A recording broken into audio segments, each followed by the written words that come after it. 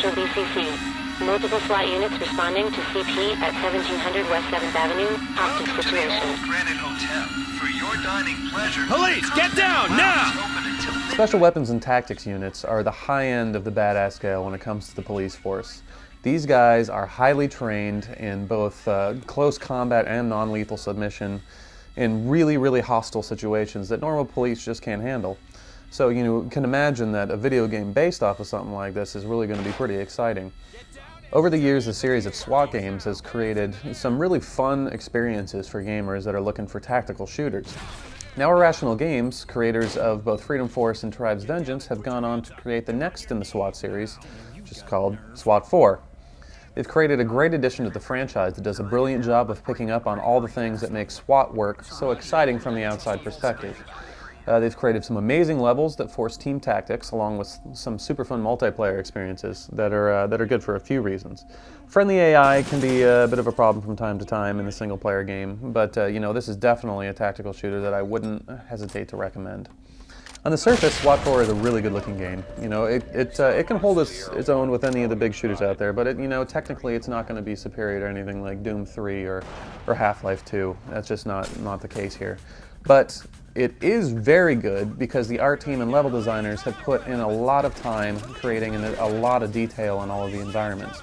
It actually looks like people have lived in these places, and that's what really makes these exciting. When you walk into an environment that actually looks like it should be something, like, not that it was designed for a video game, but actually that it looks like it was functional in society. There are also some less than spectacular things on the visual side, like clipping, mirrors that look like monitors instead of actual reflections, which can be a little disorienting. Enemy models aren't that great. Tao likes to call the enemy models' hands frog hands because they look a little bit big when you're handcuffing them. The animations sometimes miss their target, but overall, this is a great visual look. I can't imagine anybody being disappointed by this. And when you deal with enemy AI that actively runs away and tries to hide and, even in some cases tries to surround you, things get even more tense. I can't say that the AI in SWAT is the best I've ever seen, but it certainly is very competitive with anything that I've seen. And the best thing about all of this AI is that they all have sliding scales for both skill and morale. Skill, of course, dictates how well they shoot and, their tactics in battle. But morale actually dictates how easy they're going to give up. And because this game is a realistic tactical shooter, you're going to find yourself being a lot more careful about what you do. You're always going to check your corners and have your team along, because if you get shot, there's a good chance you're going to die. My main problem with the enemy AI is that even the ones with a low level of skill seem to be pretty darn good shots. Friendly AI in the single-player game, unfortunately, has more problems than enemy AI.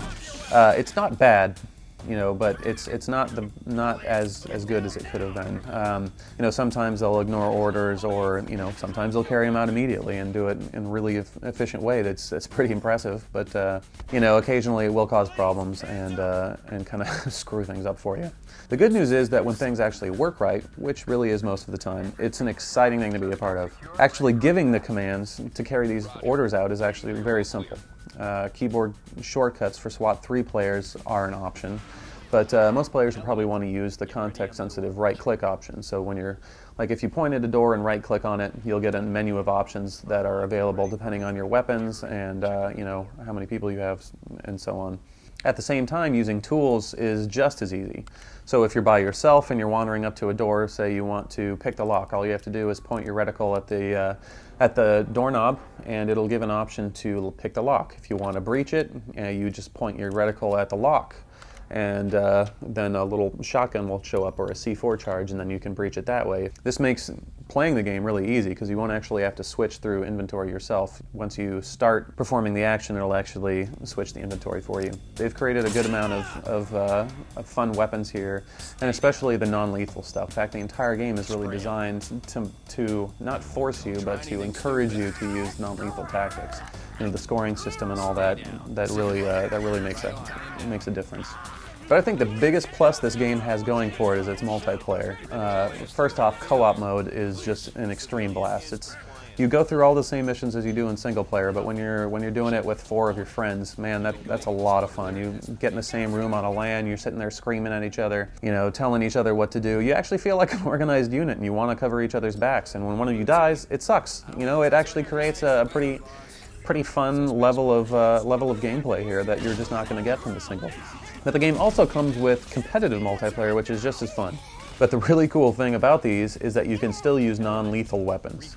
And I can tell you firsthand that it's really embarrassing to get captured by a SWAT guy when he throws a stinger grenade in and you get disoriented and he runs in and handcuffs you. So SWAT 4, I'd recommend it. It's a great game, and you know, it comes from a company that just keeps putting out a lot of good games. You know, they managed to create a really great game here with good environment, good sound, good graphics, and really exciting gameplay. This is definitely something I would recommend to anybody that likes tactical shooters. Don't just Get stand there! there! Now! Time to move! Drop your weapons! Hands up! We have a suspect down. Police! Roger. Put your hands up! Talk, this is Clear. entry team. Clear. We have a dead. Make her secure. Got it. Don't worry.